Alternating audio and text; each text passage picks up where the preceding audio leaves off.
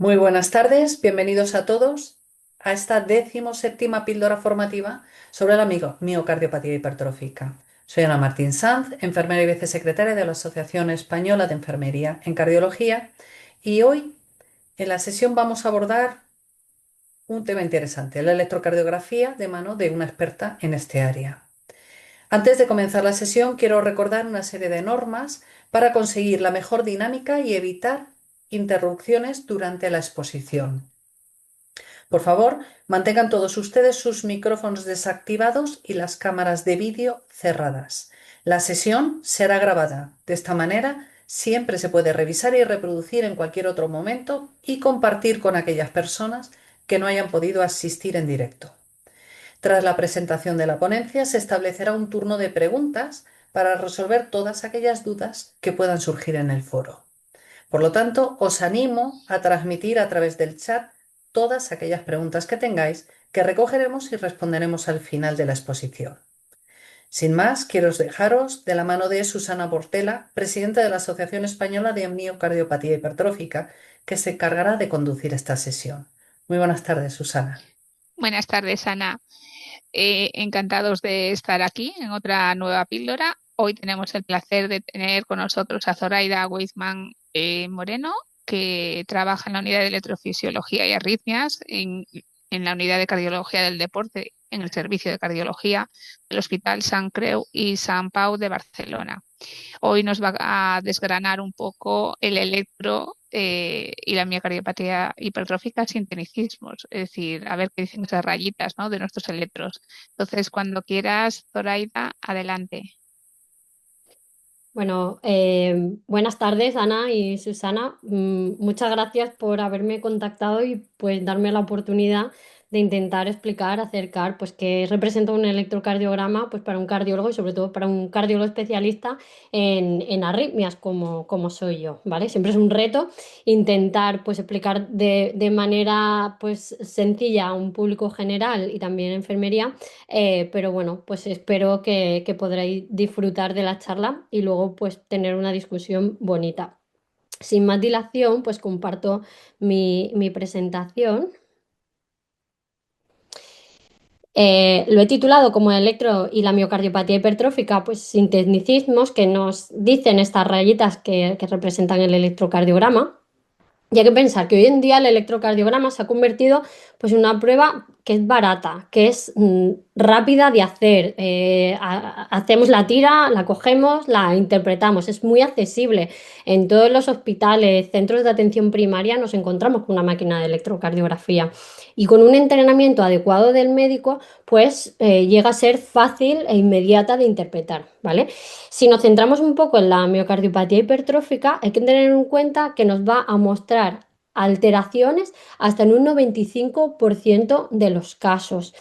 Eh, Esto tiene mucha importancia, sobre todo pues, las personas que no tienen la enfermedad pero que tienen un familiar, pues hacer un electrocardiograma nos puede adelantarnos al posible diagnóstico en fases que son asintomáticas, por ejemplo, pues en los deportistas, porque sabemos que la miocardiopatía hipertrófica pues, puede ser una causa de muerte súbita, pues haciendo un screening, pues podemos descartar en una gran proporción pues que tengan la posibilidad de tener esta enfermedad con una implicación tan importante, ¿vale? También hay que tener en cuenta pues, que habrá un 5%, sobre todo en fases iniciales, que el electrocardiograma puede ser completamente normal.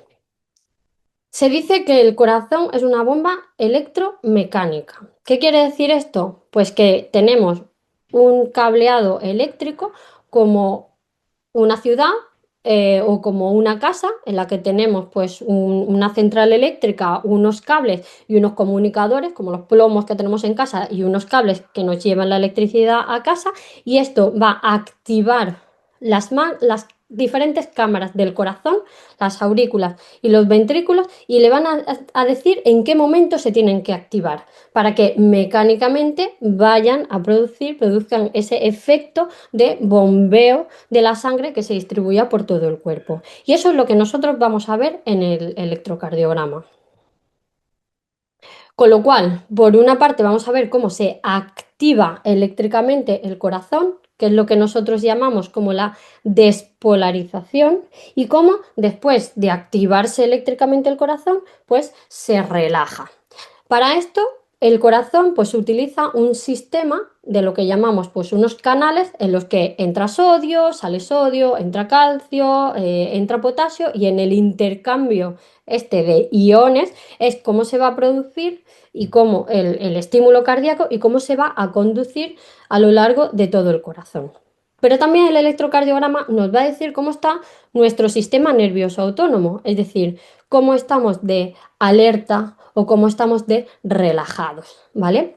Y el equilibrio de estos tres sistemas, es decir, de la activación eléctrica, de la relajación eléctrica del corazón y de nuestro sistema nervioso autónomo, va a depender el que nosotros pues tengamos arritmias, no tengamos arritmias.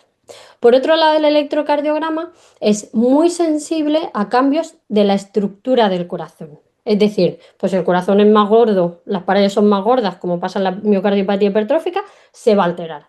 Si el corazón está más debilitado, se va a alterar. Todas estas cosas también van a generar pues una impronta, unas características en el electrocardiograma que nosotros, los médicos, nos van a llamar la atención y pues que en algunos casos nos harán completar el estudio.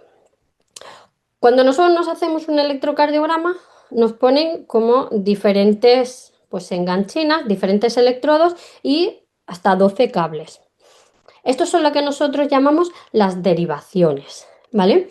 Y lo que se intenta es no mirar el corazón solo desde una perspectiva, desde un punto de vista, sino que cada una de estas derivaciones lo van a mirar desde diferentes perspectivas. Pues o miro el corazón desde arriba hacia abajo, o miro el corazón desde abajo hacia arriba, o miro el corazón de izquierda a derecha, de derecha a izquierda, lo miro un poco más enfrentado, un poquito más a la izquierda, un poquito más a la izquierda, un poquito más a la izquierda, etcétera, o desde atrás, ¿vale? Para que nosotros, si hay una alteración en una zona específica del corazón, podamos reconocer desde dónde está viniendo, dónde se está originando esa alteración específica. Y de esa forma, aquí tenemos la misma representación de un corazón y pues veis que hay unos circulitos que ponen AVR, AVL, 1, 3, AVF, 2. Estos son las diferentes comunicaciones que están produciendo estos cables, estos electrodos que nosotros conectamos para mirar el corazón desde diferentes perspectivas y generar un electrocardiograma estándar que tiene 12 derivaciones. Volvemos de nuevo a lo mismo. ¿Cómo funciona, cómo se genera este electrocardiograma con esta bomba electromecánica que hemos dicho? Lo primero que necesitamos es un sistema de marcapasos del corazón, es decir, un metrónomo que dice a qué frecuencia tiene que generarse el estímulo y conducirse la electricidad a lo largo del corazón. Y esto se va a producir en esta estructura que vemos que se llama nodo sinusal o marcapasos, os he puesto. Desde aquí la información bajará, se distribuirá por las aurículas, que son las cámaras altas que tenemos en el corazón, e irán hasta un filtro entre aurículas y ventrículos, un filtro eléctrico, que es el nodo auriculoventricular. Esta generación y viaje de la estimulación eléctrica de las aurículas van a hacer una primera onda pequeñita en el electrocardiograma, que es la onda P. Afortunadamente, cuando se dieron nombres a las ondas del electrocardiograma, se siguió el abecedario y es muy fácil: P, Q, R, S, T, U, ¿vale? Bueno, pues primero tenemos una onda suavecita que nos habla pues, cómo se activan las aurículas. Luego se produce una pausa, porque tenemos un filtro eléctrico. Este filtro eléctrico es importante para algunas arritmias porque nos protege a que si hay arritmias muy rápidas en las aurículas, pues se ponga un poco de filtro y el ventrículo, que es el que finalmente nos va a dar el ritmo efectivo del corazón, los latidos por minuto, pues no puedan ser exageradamente altos.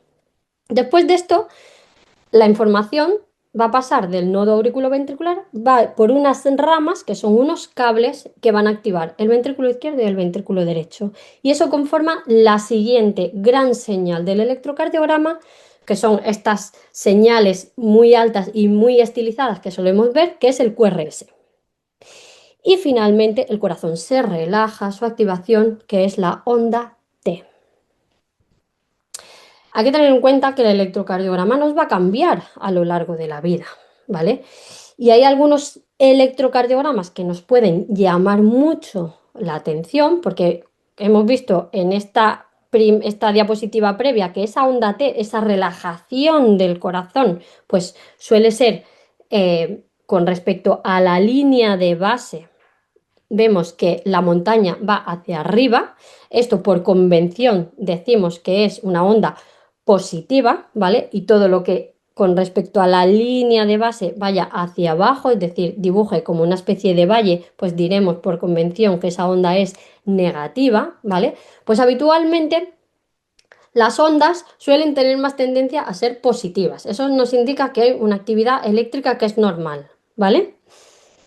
En este electrocardiograma lo que nos llama la atención, si nos fijamos en la mitad derecha, donde empieza pues V1, V2, V3, V4, V5, V6, tenemos un predominio de esa onda que representa la relajación del corazón que va hacia abajo, que es negativo.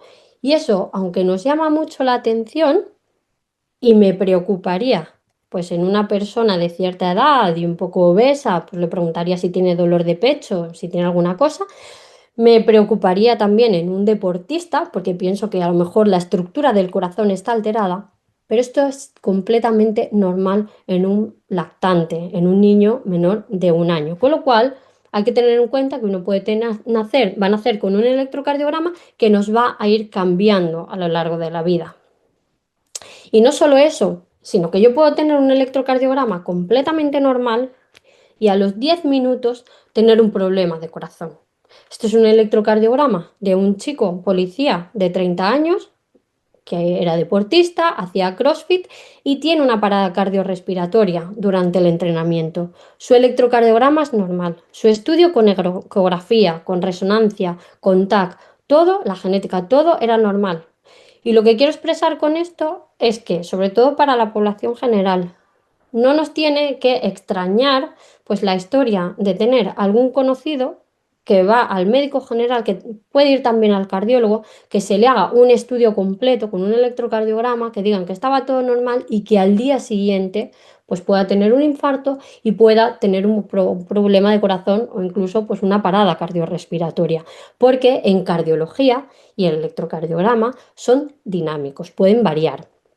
Y en este caso, por ejemplo, no es únicamente cuando ponemos el corazón en estrés, es decir, le hacemos una prueba de esfuerzo, nos fijamos que tenemos unas rayas que son regulares y todas muy parecidas y de pronto, sombreado en rojo, tenemos unos latidos pues que son más feos, que son más ensanchados, que se nos acercan y que esto probablemente fue el origen, le desencadenó a esta persona una arritmia que pudo dar lugar a ese acontecimiento pues tan desgraciado.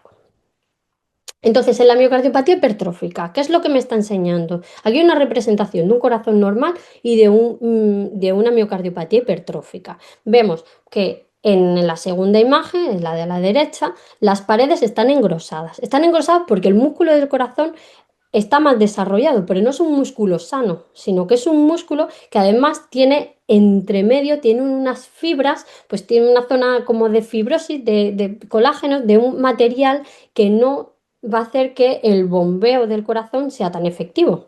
Y esto a veces lo tenemos un poco que diferenciar de un engrosamiento que se produce en un corazón que está sano pero que está muy entrenado. Es decir, estamos acostumbrados a que el deportista tenga un engrosamiento no muy importante de las paredes del corazón para ayudarle a bombear mejor cuando está haciendo un deporte. Esto es algo distinto a la miocardiopatía hipertrófica, es decir, las paredes del corazón se hacen gruesas, exageradamente gruesas, pero se hacen también rígidas, con lo cual su potencial o su efectividad para bombear la sangre también se va perdiendo. ¿Y qué vamos a ver en el electrocardiograma? Pues como la pared del corazón está mucho más gruesa, esas líneas que representan la activación del ventrículo, ese complejo que llamábamos como QRS, ¿vale? Esas ondas espigadas y estilizadas se hacen mucho más grandes, porque la electricidad del corazón tiene que atravesar un músculo que está mucho más engrosado.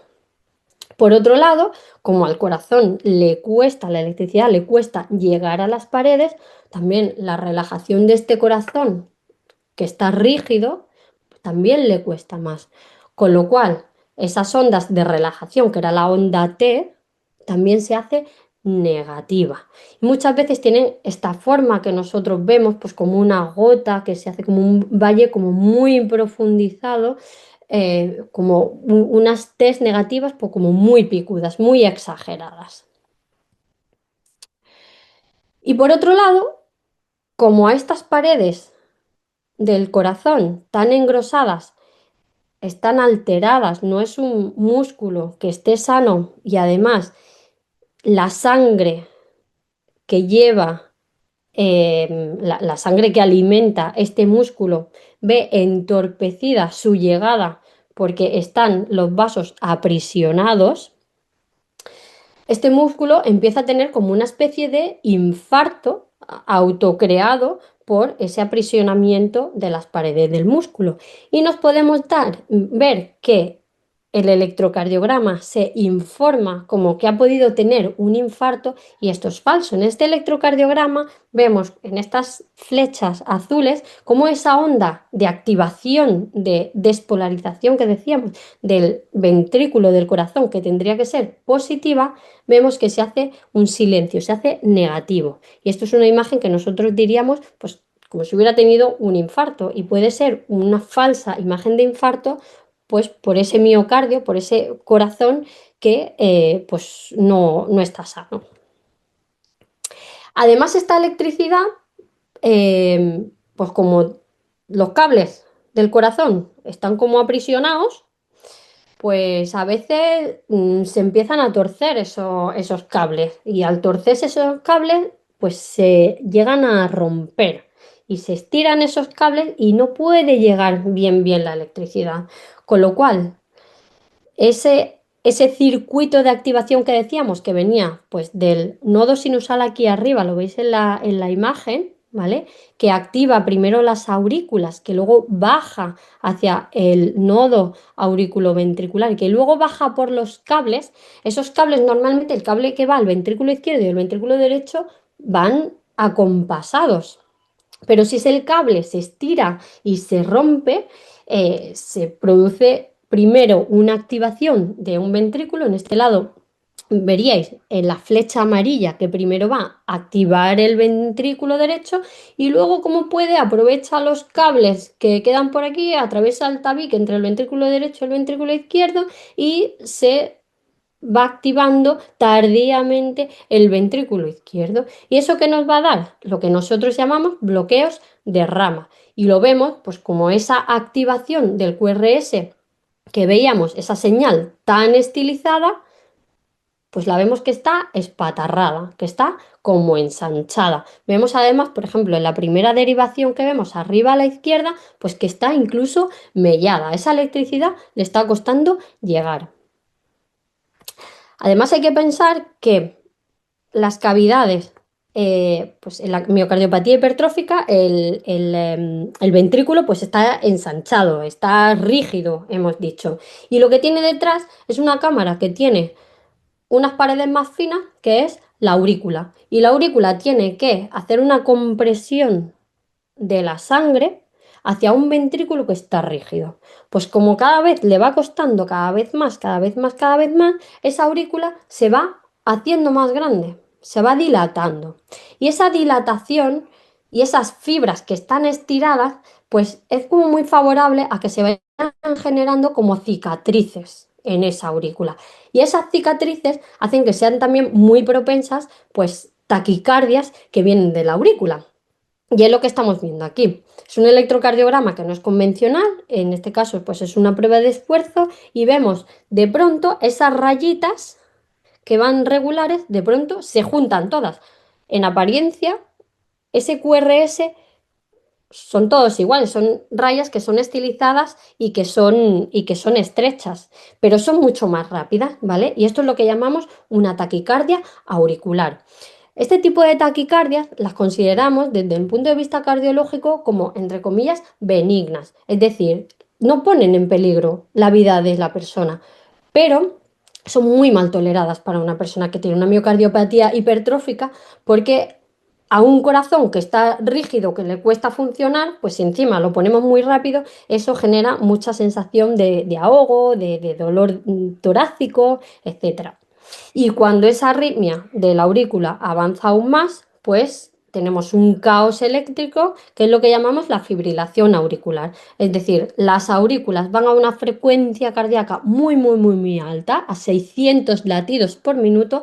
Afortunadamente tenemos ese filtro auriculoventricular del que estábamos comentando, que hace que al ventrículo pues le lleguen algunos latidos de manera pues muy irregular y el ventrículo pues va haciendo un poco lo que puede. También es una arritmia que es muy mal tolerada por las personas que tienen una miocardiopatía hipertrófica. No solo eso, sino que además puede dar insuficiencia cardíaca, generar ingresos hospitalarios y, muy importante, como la sangre no se mueve bien dentro de la aurícula y queda remansada, puede formarse un trombo y este trombo nos puede dar un ictus. Especialmente población de mayor riesgo, las personas que tienen una miocardiopatía hipertrófica.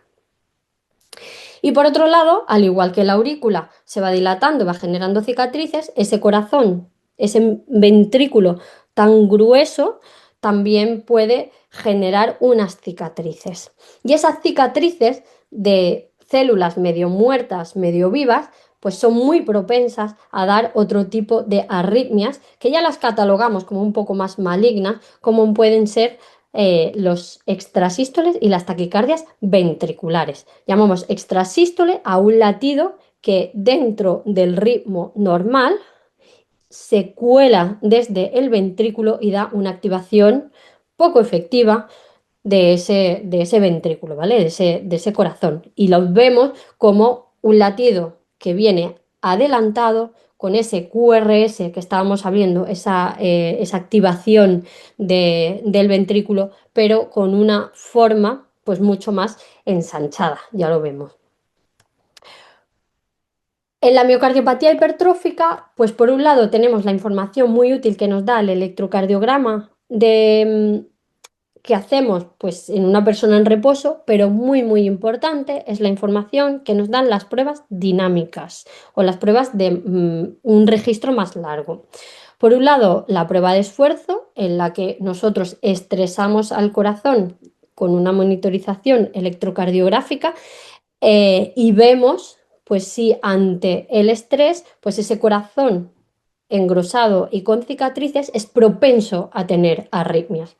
En este caso vemos un chico de 17 años, pues que se le hace una prueba de esfuerzo y si nos fijamos en los primeros dos latidos que vemos, pues esas ondas, ese QRS que hablábamos, pues se hace estrechito y de pronto vemos unos latidos que son irregulares y muy anchos, ¿vale? Son pues como muy feos. Esto es lo que llamamos una taquicardia ventricular. ¿Y esto a qué se debe? En la imagen de la derecha tenemos una resonancia magnética de una miocardiopatía hipertrófica. Vemos señalando con la flecha arriba a la derecha cómo esa pared del corazón está engrosada y en la imagen de abajo vemos esa misma pared que está engrosada, pero además vemos que tiene como unas manchitas blancas. Esas son esas cicatrices a partir de donde se están provocando estas arritmias que ya las consideramos como malignas y que tienen asociación con la muerte súbita en esta patología. Y para finalizar, pues nosotros también hacemos una estratificación del riesgo de arritmias en relación con la miocardiopatía hipertrófica con un registro durante 24 horas de la actividad eléctrica. Es como un electrocardiograma más sencillo, no son 12 derivaciones, aquí pues tenemos solo 3 derivaciones es lo que también se llama electrocardiograma de 24 horas o Holter y que nos permite hacer un registro de la actividad eléctrica durante las 24 horas.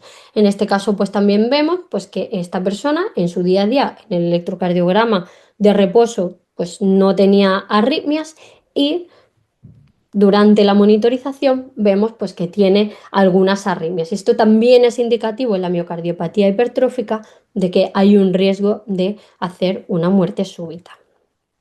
Con lo cual, el electrocardiograma para nosotros es una prueba médica que es fundamental para el diagnóstico y también la valoración pronóstica en algunos casos de la miocardiopatía hipertrófica, sobre todo cuando son fases iniciales y en personas que están asintomáticas. Es fácil, es rápida, es accesible, no es definitiva, es decir, nos muestra unas alteraciones que también pueden ser comunes con otro tipo de alteraciones de la estructura del corazón, con lo cual requiere de una prueba de imagen para confirmar el diagnóstico. El electrocardiograma es dinámico, cambia en los momentos de la vida y nos valemos de las pruebas dinámicas y de larga monitorización para poder establecer un pronóstico de la enfermedad, sobre todo pues el riesgo de muerte súbita. Y con esto dejo de compartir mi pantalla y estoy abierta pues a la discusión, a las preguntas que tengáis. Genial, Zoraida. Mira, una pregunta que se me ocurre.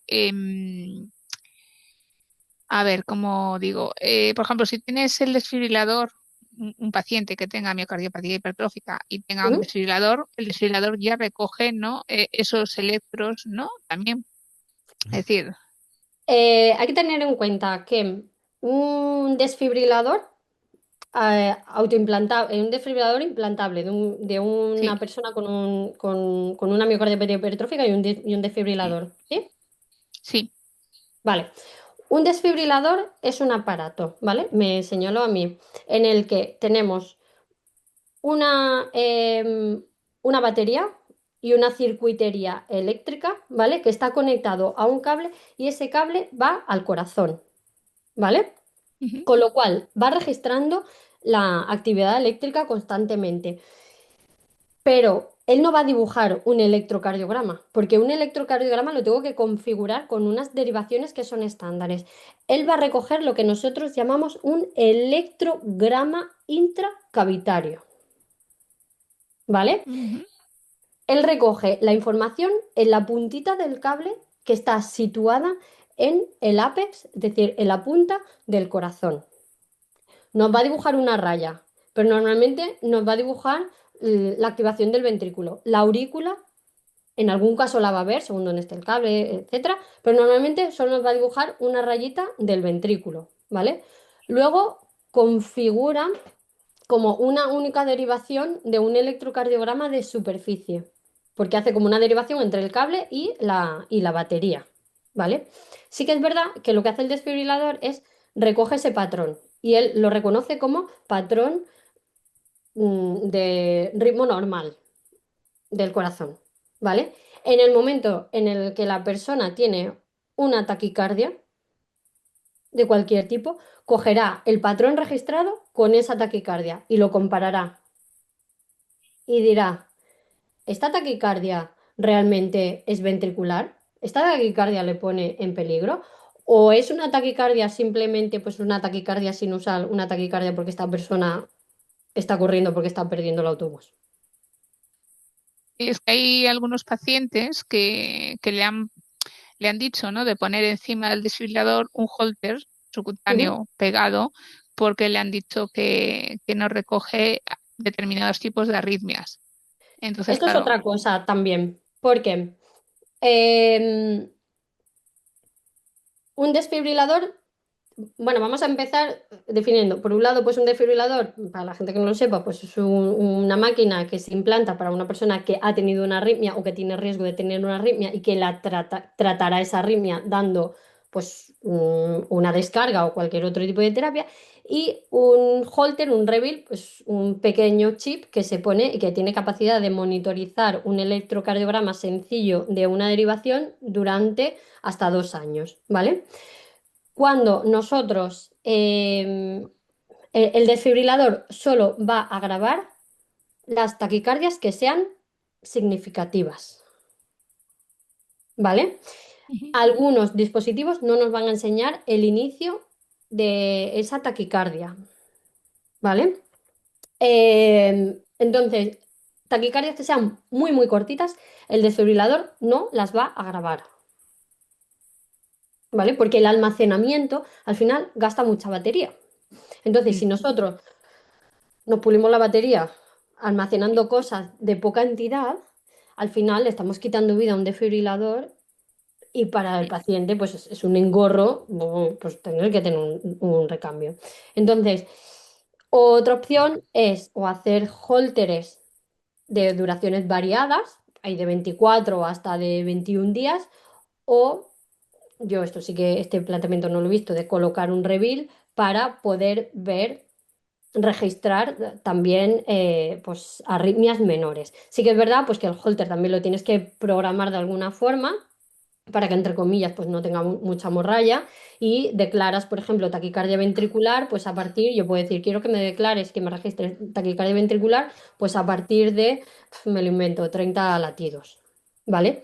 No me va a decir si tengo extrasistolia ventricular. Hay algún modelo que sí que te dice pues la carga de extrasistolia ventricular, pero muchas veces a nosotros en la miocardiopatía hipertrófica a ese nivel de, si ya tienes un desfibrilador, tampoco te va a dar mucha información, creo, pues tener un reveal en el que simplemente me diga la carga de extrasístole ventricular, porque tampoco te penaliza tanto en el, una vez puesto el desfibrilador, te da un poco igual.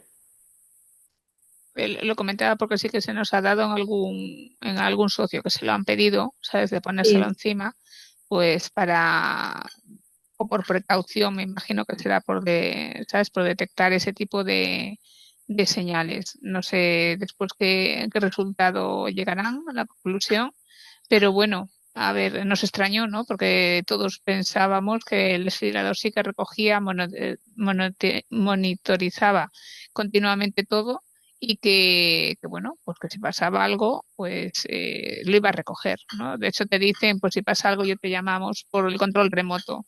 sí, Pero pero bueno, recoge cosas que son importantes, vale. Y ¿vale? después otra cosa porque, bueno, conozco un proyecto de detección precoz con electros en menores para Ujú, poder detectar lo que es la miocardiopatía hipertrófica ujú. y, y bueno, hay gente que piensa que a lo mejor no daría muchos resultados, ¿no? Porque una vez que tú has explicado, ¿no? Que es muy movible, ¿no? Lo que es el electro, pues a lo mejor hoy le realizan al niño lo que es el electro y no le sale nada y ¿sabes qué? Lo que Sí, acabas de claro, explicar. el problema que nosotros muchas veces tenemos es, una vez que nosotros diagnosticamos una miocardiopatía hipertrófica en un adulto, cómo y en qué momento y con qué periodicidad hacer los controles a los hijos. El consenso es un poco variable, ¿vale? Pero el consenso es hacer uno basal y luego hacer, o en algunos casos empezarlo incluso 10 años antes del momento en el que se le diagnostica la enfermedad al adulto. Ujú, Cosa que también cambia según la actividad física que haga ese niño, porque si hace mucha actividad física, si es un chico deportista, y en los momentos de la adolescencia, pues es cuando se producen los cambios estructurales del corazón y es cuando tenemos que estar un poco más encima. Pero esto de de en qué momento empezar el screening, hay que pensar pues que la miocardiopatía hipertrófica empieza a dar la cara, excepto en formas muy agresivas, pues suele dar la cara más en edades pues más adolescentes, mm. Sí, pero adulto por ejemplo, joven. en un reconocimiento, imagínate, de pediatría, ¿no? Pongamos a los 14 o así, a lo mejor poder incluirlo, porque en muchas comunidades pues no hay el realizar un electro, podría ser como una especie de screening para detectar precozmente a familias que a lo mejor no están diagnosticadas. Pero claro, para eso tiene que padecer el niño la patología, ¿no? ¿Cómo lo Sí, ves? Lo que pasa es que hacer un screening, entre comillas, indiscriminado, o sea, un screening poblacional a edad pediátrica, el rendimiento seguramente pues, sea muy bajo si no es una población seleccionada en la que hay una historia familiar, en la que hay algún caso de un adulto que esté diagnosticado. Entonces, a ver, yo no soy una experta en pediatría, desde luego, eh, y, y yo, claro, ya veo los casos cuando ya tengo un adulto diagnosticado o algún chico deportista que se ha hecho un screening deportivo y que se ha detectado. Pero comentando un poco con los cardiólogos pediátricos, el consenso es empezar a hacer el screening, pues, pues lo que te comentaba, 10 años del diagnóstico del adulto y seguramente si no hacen screenings poblacionales será porque, bueno, pues a pesar de ser una prueba muy barata, pues no es coste efectivo y también pues genera una angustia, una ansiedad que a lo mejor no es necesaria. Pero la verdad es que no me atrevo a hablar mucho de la población pediátrica en Mm. qué punto porque no es mi campo. Claro, pero es algo que nosotros a lo mejor estamos pidiendo, ¿no? Diciendo que a lo mejor con un simple electro, porque vemos que es una prueba fácil, que se Sí. podrían detectar esos casos que no saben que los tienen y a raíz del niño poder llegar a las familias. Entonces, claro, no es algo costoso, pero bueno, desde el No, punto de pero vista... la cosa también es saber en qué momento empezarlo, Mm, ¿no? Porque a lo mejor lo haces en 12 años, te quedas tranquilo y lo tenías que haber Y hecho con no. 16 años. Así que ujú, yo creo que a lo mejor en una población un poco más adolescente, pues sí que puede tener un sentido, pero en niños demasiado jóvenes es que no le has dado tiempo a a la enfermedad ujú. a dar la cara. Muy bien. También es cierto que está prosperando muchísimo y cada vez más las consultas de familiares, de cardiología familiares, para ver esa relación, o sea, en el momento que se detecta un caso que puede tener un condicionante genético o una afiliación familiar, rápidamente se están derivando a estas consultas para estudio del, por lo menos, familiar de primer grado, hijos y demás. ¿No? Entonces creo que ahí, por ahí hay un avance y hay una manera de abordarlo, ¿no?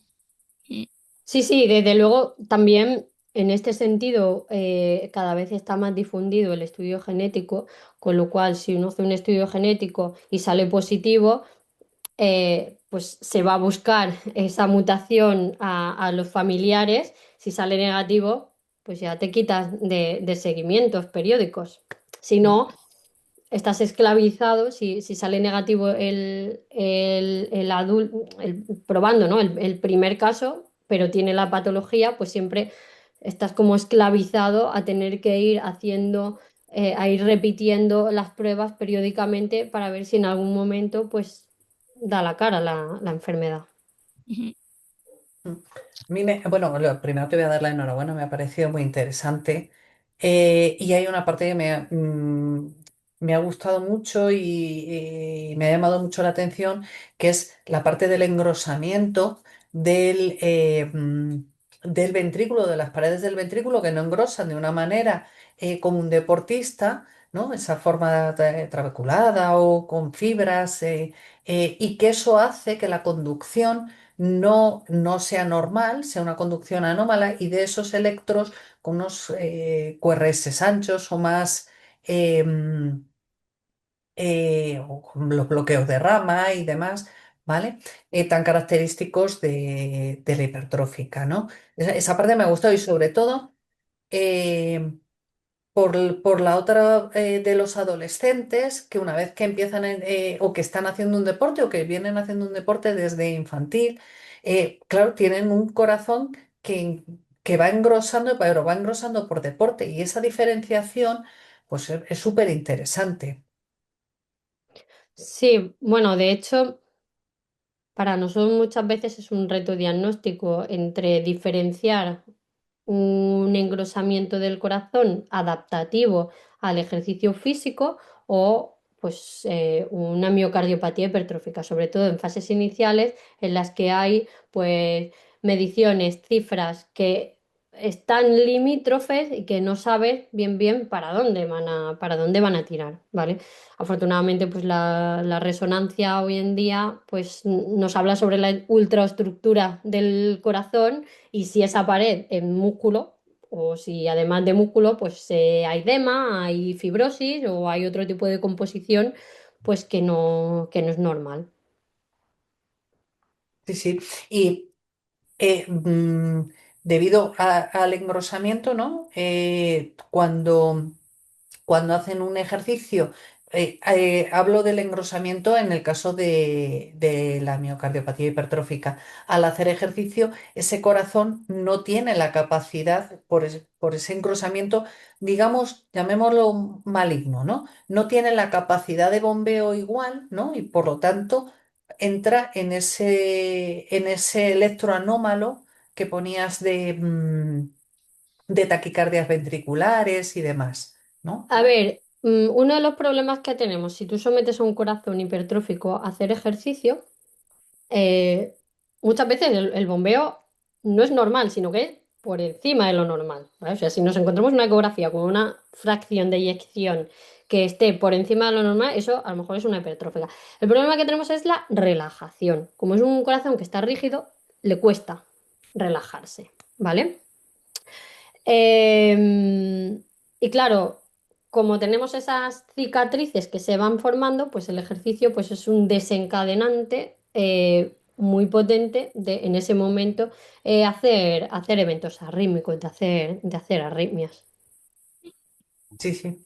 Mira, nos hacen una pregunta, Sí. que es Andrea Escobar, y que dice que si soléis hacer muchas ablaciones de arritmias en pacientes con miocardiopatía hipertrófica y que si os dan complicaciones en la ablación por el engrosamiento de la pared. A ver, em, sí que solemos hacer ablaciones en miocardiopatía hipertrófica porque, bueno, al final pues somos un centro de referencia de arritmias.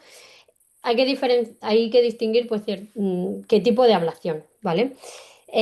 Como hemos dicho, la miocardiopatía hipertrófica muchas veces desarrolla una dilatación auricular y en este sentido pues una fibrilación auricular y a veces pues hacemos ablaciones de fibrilación auricular porque los pacientes toleran muy mal las crisis de fibrilación auricular, ¿vale? Al final la ablación de fibrilación auricular lo que estamos haciendo es eliminar el desencadenante, que el 80% en un corazón sano está en la conexión eléctrica entre las venas pulmonares y la aurícula. Pero esto ya no es tan cierto en un corazón que está enfermo, en el que la aurícula está distendida y tiene cicatrices. En esas cicatrices auriculares donde se genera también la fibrilación auricular, ¿vale? Con lo cual lo hacemos a sabiendas de que nuestras probabilidades de éxito son más bajas. Si nos enfrentamos a una ablación de taquicardia ventricular en una miocardiopatía hipertrófica, evidentemente nosotros la ablación, la quemadura que nosotros hacemos generalmente por la técnica más habitual, por radiofrecuencia, tiene una profundidad alrededor, pues, 5 milímetros, 8 milímetros, más o menos. Si el sustrato, si esa cicatriz de esa arritmia ventricular está muy profundo, que muchas veces lo que pasa, que está en medio del tabique y normalmente las cicatrices se dan en las zonas más engrosadas, nos es muy difícil conseguir hacer llegar la energía, la radiofrecuencia a esos niveles. A veces nos vemos obligados, si es una miocardiopatía hipertrófica que afecta sobre todo al septo, pues podemos aprovechar incluso pues una pequeña venita del seno coronario o una pequeña arteria, una ramita de alguna coronaria, inyectar un poquito algo de alcohol y generar una quemadura alcohólica de esa zona y así eliminar el sustrato de la arritmia. Eh, Complicaciones per se no tenemos por la hipertrofia, pero pues son sustratos que son menos efectivos a la hora de plantearse una ablación. Mira, mira, te doy las gracias, ¿no? Porque es muy interesante. Y también la parte que has contado, eso, a la hora de la relajación, una hipertrófica no relaja igual y entonces hace esa inversión, ¿no? De la onda. de la onda T, pero por la dificultad que tiene en relajar, ¿no? Sí, de hecho, no lo he comentado para no extenderme demasiado, pero hay un punto en el que la miocardiopatía hipertrófica, ese corazón, pues ya está agotado, eh, pues de tener que contraerse de una manera poco efectiva y puede llegar a una fase que llamamos fase dilatada, en la que se comporta de una manera completamente distinta. No solo le cuesta relajarse, sino que también pues, le cuesta la contracción ventricular. Yo a mí te estaba escuchando esta parte, ¿no? Y siempre, bueno, estamos hablando de taquicardias y las personas que tienen bradicardia, en vez de tener taquicardia, tienen bradicardia, estás hablando de relajación, a esas personas, vamos a ver, dicen que es mejor tener bradicardia que tener taquicardia. Sí. Pero escuchando el tema de la relajación, si llegan a estar muy relajados, pues bajan ahí tan bajito, también es como si se fueran quedando, ¿no? Sin, no sé, Pero no hay que entender bien la relajación eléctrica del corazón con el ritmo cardíaco, ¿vale? Es decir, nosotros en el momento en el que el impulso eléctrico llega y el corazón se activa eléctricamente, pues es un subidón que se produce al final, como necesitamos cambiar la polaridad de la célula del corazón, pues de pronto entra mucho sodio, calcio en la célula para que se active eléctricamente. Y luego se va relajando y va compensando echando potasio, potasio, potasio. ¿Vale? Entonces, es ese juego de me activo, me desactivo, me activo, desactivo. Pero no lo tenemos que entender ese mecanismo bien, aunque sí que hay alguna relación, no hay que entenderlo bien con que eso tenga una relación con el ritmo del corazón. ujú.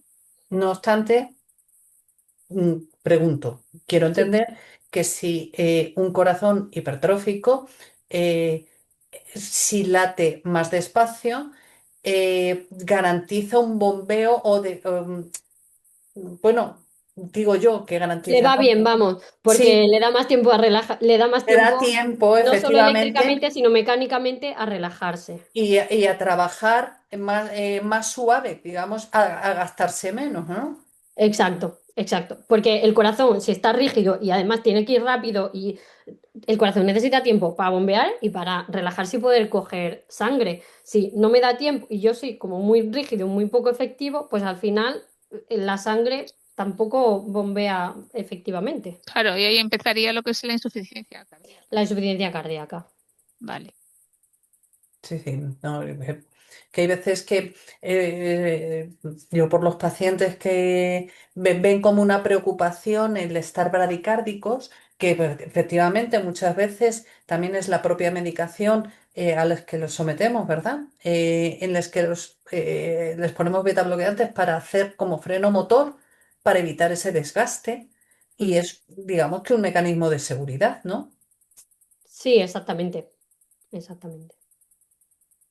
Susana, ¿tú quieres preguntar algo más? Yo en principio he aprendido un montón de cosas. No sé si desde el chat alguna persona ha hecho alguna No. pregunta más o No, no, así. no, yo creo que se han quedado impactados con ese. La verdad que ha sido muy interesante como lo has explicado, el tema de la electricidad. Sabemos, los pacientes sabemos que hay ese grosor, ¿no? Pero como lo has explicado muy claramente. Y bueno, a mí un poco de las opciones que se me ocurría, pues era eso, que nos tocaba que pusiéramos, que tuviéramos que también disponer, ¿no? De poner un holter para detectar esas arritmias, que no entendíamos por qué, ¿no? Los que se lo solicitan, porque se pensaba que el desfibrilador recogía todo, ¿no?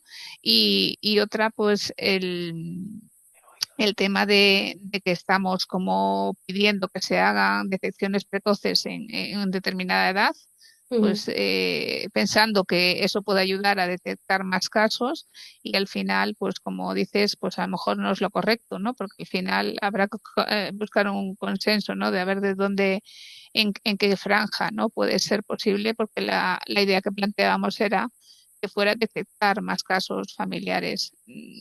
Sabemos que una vez que está el paciente sí que los derivan y ahí las unidades de familiares sí que lo hacen dependiendo el gen, ¿no? Y la casuística puede ser 6 meses o cada año o cada 2 años, dependiendo de la edad, pero lo referíamos un poco a eso, a detección precoz. De hecho, estuvimos aquí en un Parlamento en Galicia y nos preguntaban, ¿no? Si haciendo una prueba de talón, si se podría, que está ahora muy en auge, de hacer pruebas de talón de enfermedades raras y Ujú. eso, y decían que sí podría ser una opción como detección precoz y le decían aquí, el cardiólogo de aquí le decía que no, que eso enmascararía más. Entonces, ellos nos preguntan qué prueba, ¿no?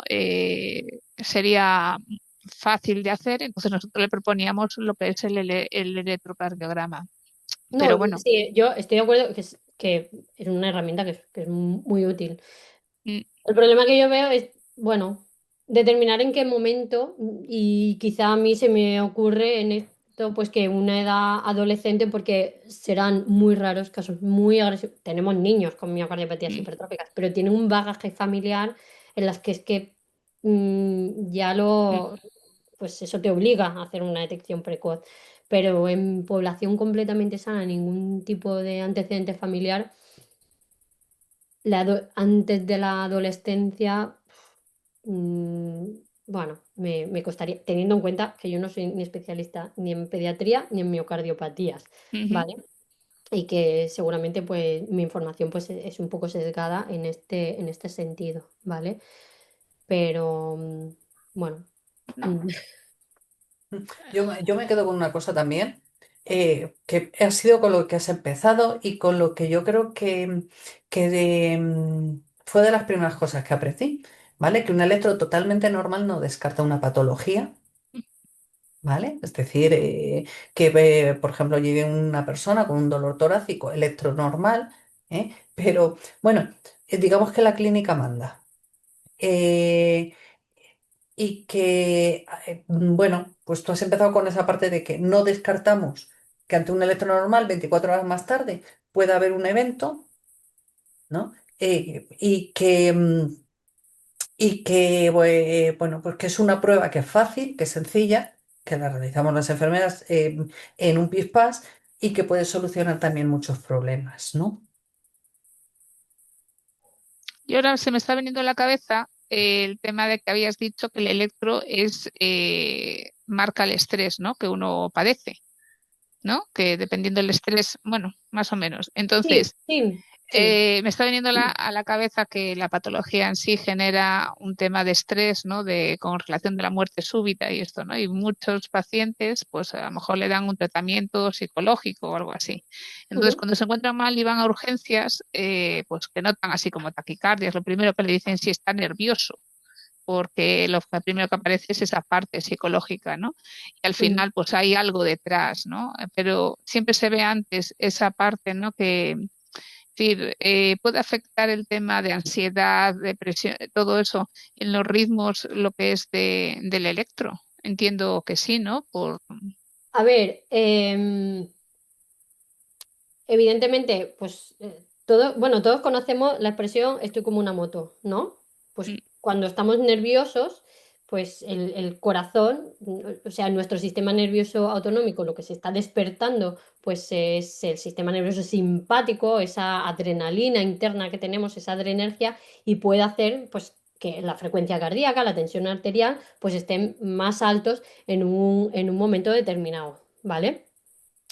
Em, no hay solo que entenderlo como el estrés psicológico, ¿vale? Sino el sistema de alerta-relajación que tiene nuestro cuerpo para enfrentarnos, pues cuando estábamos en la selva, o bien a estar capacitados para correr delante de un león, ¿vale? Pues se nos activa la adrenergia, el sistema nervioso simpático, pues el corazón se nos pone más rápido, tenemos una taquicardia sinusal.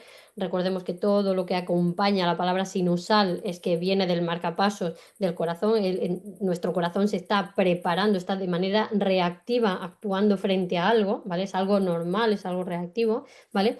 Que esa activación del sistema nervioso parasimpático, que indica la relajación, pues ese estado de vagotonía que también es muy marcada en personas muy jóvenes o en personas deportistas, ¿no? Que por eso muchas veces pues vemos electrocardiogramas que no son completamente regulares, sino que hacen sube, baja la frecuencia cardíaca. Pues eso indica, eso es un estado normal también del corazón, ¿vale? En el que hay pues, una traducción de ese estado, pues ese equilibrio que hay entre estar alerta y el estar relajado, ¿vale? También es muy importante y nos fijamos mucho en la variabilidad, tenemos que tener una correcta variabilidad de la frecuencia cardíaca a lo largo del día, ¿no? Pues no es lo mismo la misma frecuencia cardíaca que tengo cuando estoy en casa relajado, cuando es por la noche, cuando subo unas escaleras, cuando estoy comiendo, pues el corazón también tiene que tener una variabilidad en la frecuencia cardíaca, ¿vale? Que eso también pues, es un estado de salud del sistema nervioso autonómico y también se ha visto pues, que ciertas patologías pueden alterar esa variabilidad de la frecuencia cardíaca. Sí, sobre todo muchos se quejan que al comer, ¿no? Después de la comida, con ese trabajo, ¿no? De la digestión, pues da más somnolencia, más cansancio, parece que te apagas, ¿no? Un poco. Claro.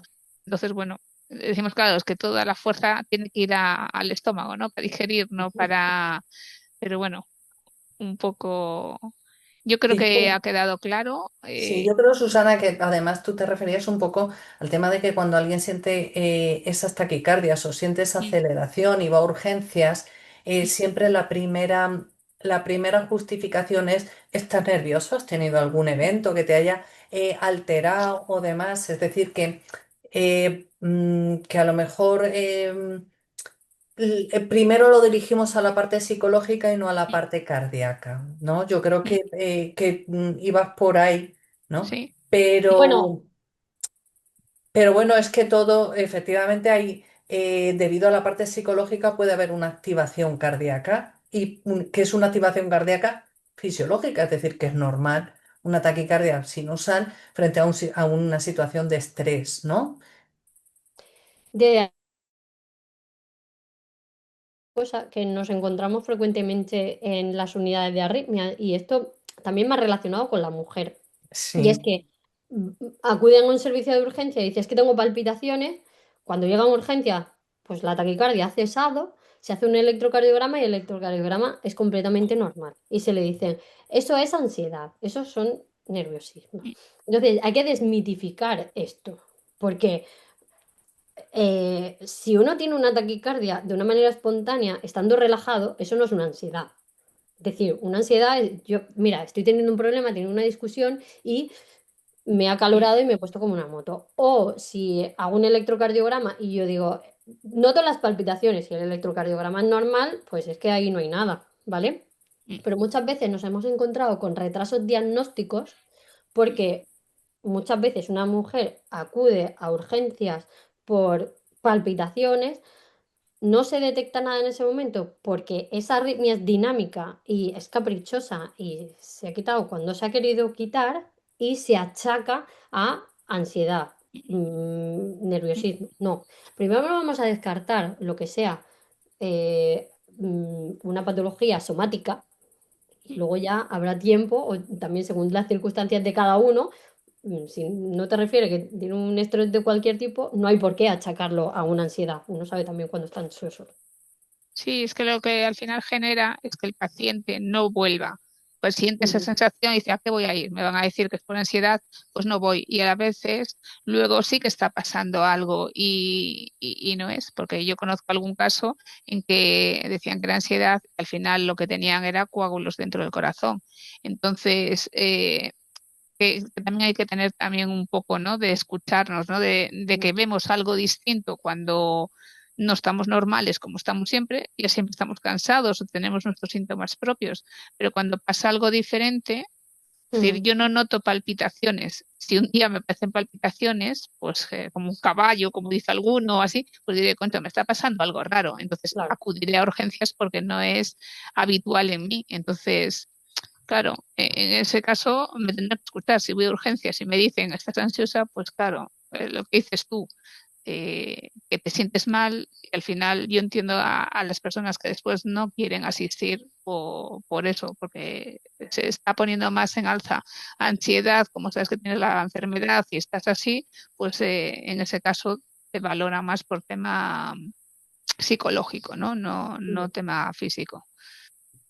Pero bueno. El, eh, está muy, yo entiendo lo que dice la doctora, y sobre todo porque ahora cada vez más se mira, se estudia cada una de las sintomatologías de la mujer y se observa a la mujer de otra manera, ¿vale?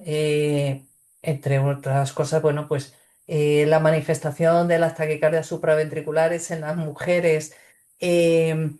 Que cuando llegan a urgencias efectivamente ya no la tienen, bien porque hace sola o porque han hecho alguna maniobra de Valsalva y ella se lo ha revertido, o igual que pasa con la cardiopatía isquémica, que efectivamente no se comporta igual en las mujeres y hasta ahora se ha desestimado muchos dolores torácicos en mujeres que no, que sí que eran y se asociaban a ansiedad. Es más,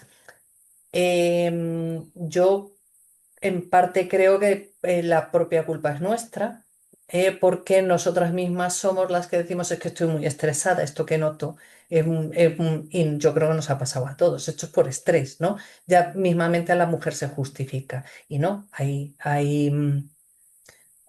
activaciones que no son normales y que en la mujer se manifiestan de otra manera, ¿no? totalmente de Ahí lo acuerdo. dejo, totalmente de Sí, acuerdo. sí. Vale. Bueno, pues yo no sé si no hay preguntas en la. Yo creo que todo se ha quedado ahí Lo he mm, entendido a la perfección. totalmente con el mensaje cogido. Eh, yo tengo que darte las gracias, doctora, porque bueno, a mí me ha parecido súper interesante y me ha parecido que es un tema difícil de explicar de manera sencilla. ¿Vale? Y lo has explicado muy sencillo para que podamos entenderlos todos a la perfección y, y sobre todo eso, cómo las distintas ondas, lo que representa cada una de ellas de una manera fácil y comprensible. Yo te doy las gracias por facilitárnoslo. Vale. Igualmente estoy de acuerdo con Ana. Gracias por aceptar nuestra invitación para poder explicarnos, ¿no? Los pacientes, eh, pues esas comillas, ¿no? Que estamos habituados a hacer electros un montón de ellos y la verdad que tienes dudas y tienes preguntas y al final no te atreves a una consulta con tu cardiólogo o con la enfermera, ¿no? Que te hace el electro, pues a pararte a preguntar. Y bueno, esas dudas, saber qué pasa, saber todo esto nos da a nosotros una tranquilidad, decir, ah, pues ahora entiendo esto, ahora entiendo, y bueno, pues va a llevar mejor el proceso, ¿no? Al entender la enfermedad llevas mejor la situación y no estás tan tenso ni nada. Entonces yo encantada de que hayas hecho la ponencia. Eh, Creo que hablo en nombre de todos los que están aquí reunidos y bueno, si no hay más preguntas, pues nosotros terminamos la píldora hasta la próxima Efectivamente. sesión. No La sé si próxima quieres decir algo. sesión, la próxima sesión que será el 11 de marzo, Ujú. ¿verdad? Y tratará Susana sobre. Si no me equivoco, es sobre el tema embrionario, ¿no? Si no me Sí. equivoco, de cómo poder tener hijos con la selección embrionaria sin el gen de la miocardiopatía hipertrófica. Entonces, bueno, es un tema también muy interesante que las mujeres estamos ahí muy pendientes de estas cosas y bueno, un poco es dar conocimiento, ¿no? De que hay opciones y bueno, pues un poco pues poquito a poco ir dando nociones sobre la enfermedad. Y nada más. Gracias a Doctora, todos por estar aquí. Gracias, Zoraida. Eh, Gracias a vosotros. gracias, muchísimas gracias por haber participado y muchas gracias a todos los participantes. Ya sabéis para que se colgará en la página de la EC, que se difundirá a través de la asociación también de miocardiopatía hipertrófica y que podréis verlo, visualizarlo cuando queráis todos. Muchas gracias por haber participado. Un saludo. Hasta luego. Hasta luego. Chao. Chao.